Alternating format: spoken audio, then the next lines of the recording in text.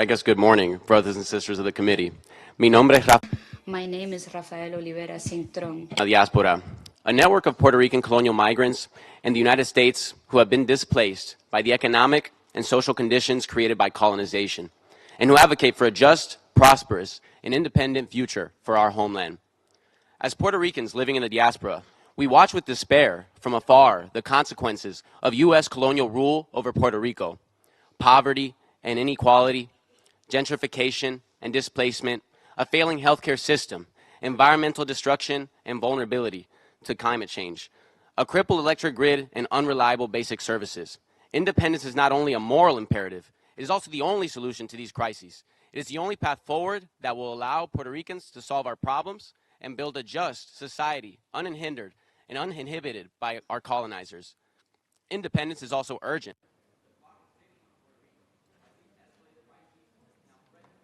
Our nation and our people. For years now, Puerto Rico's birth rate has been far below the level needed for population replacement. In 1999, the year I was born, more than 57,000 children were born in Puerto Rico.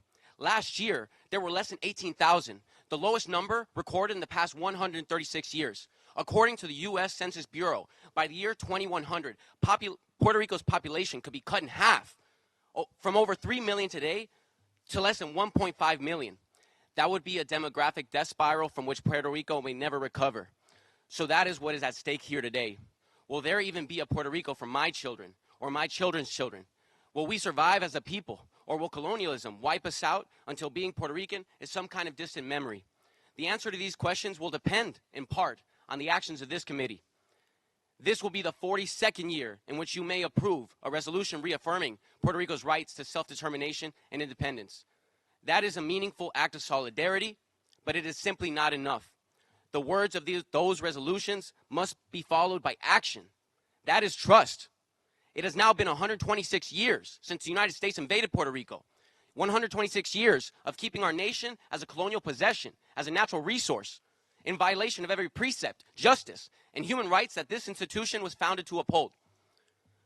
Until that grave institution is rectified, the legitimacy of institutions like the United Nations and of international law itself is called into question. So today, we join our Puerto Rican pro-independence brothers and sisters in demanding that you support Puerto Rican decolonization and sovereignty.